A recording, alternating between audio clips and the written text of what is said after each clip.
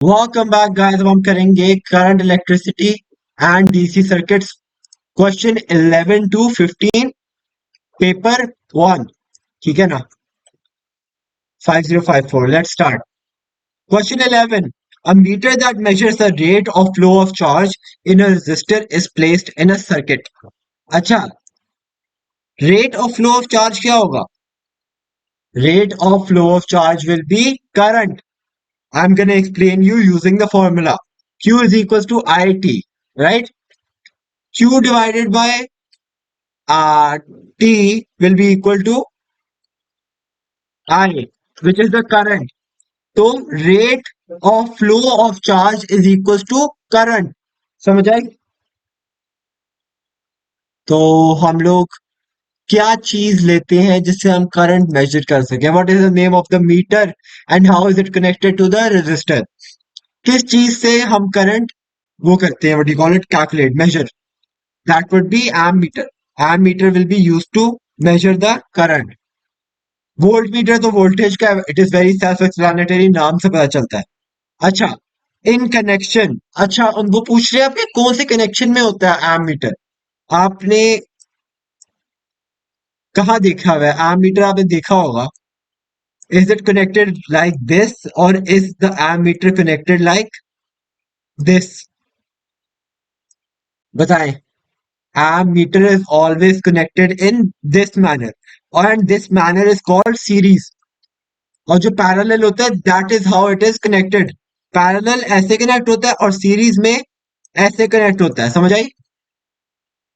तो it is in series. Which device is used to convert electrical energy to kinetic energy? Electrical energy to kinetic energy कुछ भी हो सकता है. Electric cars हो सकती हैं. जैसे इलेक्ट्रिक कार्स इलेक्ट्रिकल एनर्जी को काइनेटिक एनर्जी पे वो कर रही, कन्वर्ट कर रही है. And it is forcing the car to move, right? Iron, that doesn't make any sense. Kettle is turning electric energy into heat energy.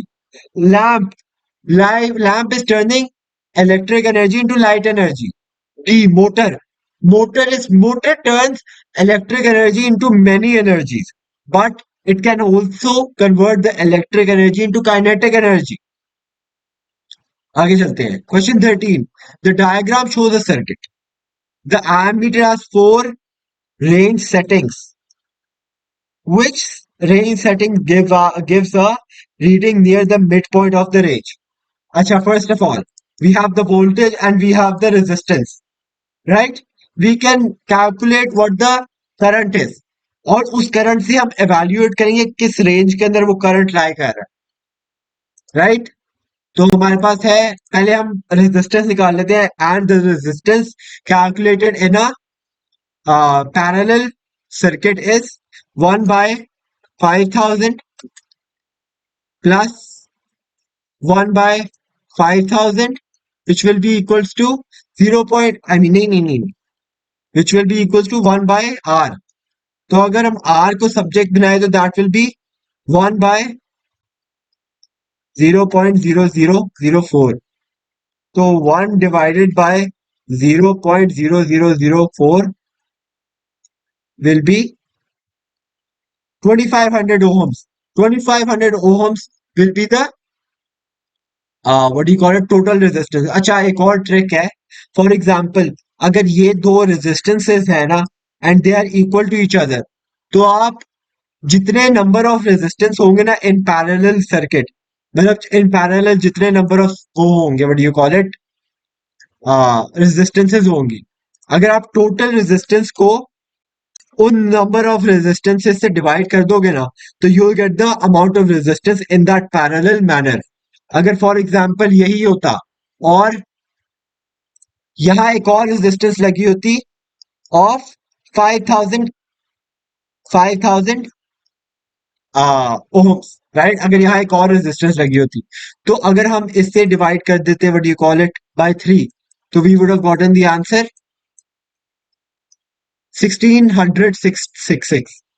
और अगर हम उसको इस फॉर्मूला से भी अप्लाई करें, 15 और 1500 plus 1 divided by 1500 plus 1 by 5000. This would have been 0.0006. और अगर हम 0.1 divided by 0.0006 करें तो we would have gotten the same answer. So this is a little trick, but for this trick, both of the resistors or all the resistors in the parallel manner should be of equal resistance. अगर ये 5000 और ये 4000 हुआ, this will not work. So having said that, this is going to be 2500 total resistance, right? तो अगर हम V is equals to IR लगा दें, V is equals to IR, voltage हमारे पास 12 है, I हमारे पास निकालना है, और into R which is 2500, तो we will do this which will give us 0.048. अच्छा, 0.048, this will be the amount of current. ठीक है ना? अगर हम 0.048 को फॉर्म में लेके आए तो that would B multiply by 1000, और अगर हम इसको मल्टीप्लाई बाय 1000 करें तो that will give us in milliampere. ठीक है ना? अगर हम इसको मल्टीप्लाई बाय 1000 करें that will give us the answer in milliampere. और अगर हमने देखना हो कि कौन से उसमें आए, what do you call it, bracket में आ रहा है, that would be B. B वाले ब्रैकेट में आ रहा है. अच्छा, in which example is the current 1 ampere. अच्छा, in which example they are asking. अच्छा, using this formula Q is equals to IT, we can easily determine के पहले वाला आंसर सही है, क्योंकि पहले वाले आंसर में Q क्या होता है? Q is 0.1. I क्या होगा हमारे पास? I is the, what do you call it, current which is 1 into IT क्या है? T क्या है हमारे पास? 0.1 seconds which is 100 milliseconds. अगर हम 0.1 डिवाइडेड बाय 0.1 करें we will get 1 which is the amount of current that they have given us, right? So A will be the simple answer. Acha, 15. Which graph shows the relationship between current and voltage for a filament lamp? Acha, usually the graph is voltage current graph. Voltage is on the y-axis while current is on the x-axis.